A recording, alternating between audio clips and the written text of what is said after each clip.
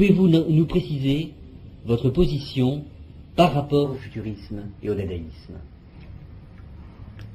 Eh bien, pour nous en Italie, c'était naturel de s'intéresser au futurisme parce que c'était l'unique courant vraiment d'avant-garde en Italie. Mais je n'ai jamais donné une adhésion formelle au futurisme. Mes rapports avec le futurisme ont été assez superficiels.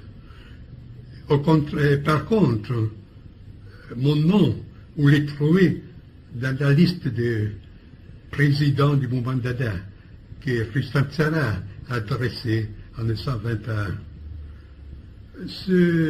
Bien que j'ai exposé des tableaux et des dessins dans des expositions futuristes, et j'étais l'ami de Balla, le peintre Balla, et aussi de Severini, notre peintre futuriste, Marinetti, en tant que personne, ne m'était pas du tout sympathique.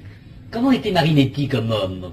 Est-ce que vous pouvez l'évoquer brièvement? Très violent, très sensuel, très spontané, trop spontané. Et j'étais en train de vous dire que ce que je n'aimais pas dans le futurisme, c'était justement cette allure un peu prépotente, envahissante. Tout ce que dans le futurisme était une sorte de dynamisme sur une base essentiellement sensoriale, une sorte d'élan vital dépourvu d'une dimension de l'intériorité, tout cela est très loin de moi. Au contraire, lorsque j'ai lu les premiers manifestes du dadaïsme, j'ai senti une affinité profonde avec ces positions. Alors j'écriais à Tzara, et alors il s'empressa de me faire avoir toutes les publications d'Ada qu'il publiait, qu'il ferait paraître. Comment était Tristan Tzara? Comme peux-je le dire? Il est venu à Rome une fois, c'est là que je l'ai connu. Mais est-ce que vous pouvez tracer un portrait rapide de l'homme? Difficilement. Si je ferme les yeux, je ne le vois pas physiquement devant mes yeux.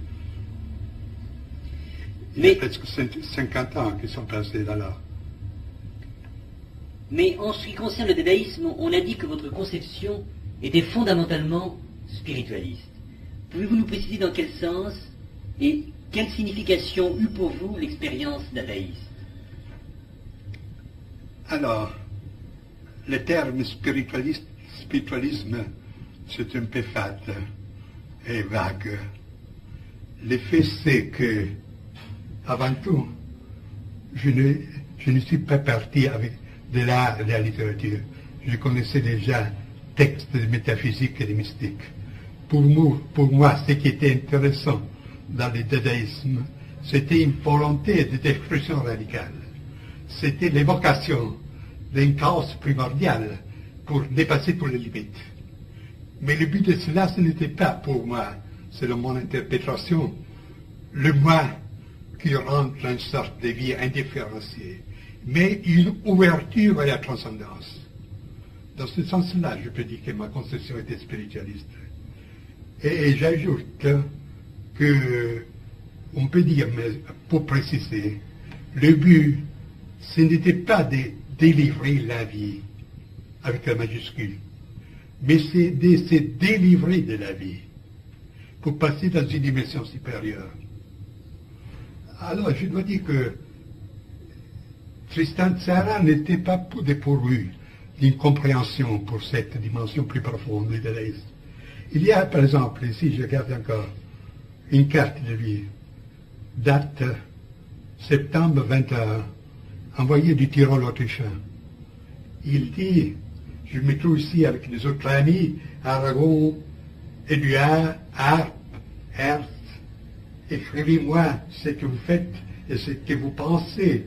Vous savez bien que je m'intéresse beaucoup à tout ce que vous faites. Écrivez même sous la forme lapidaire d'une carte. Eh bien, dans cette carte, une carte postale, il y a les paysages d'une vallée, c'est le Ötztal.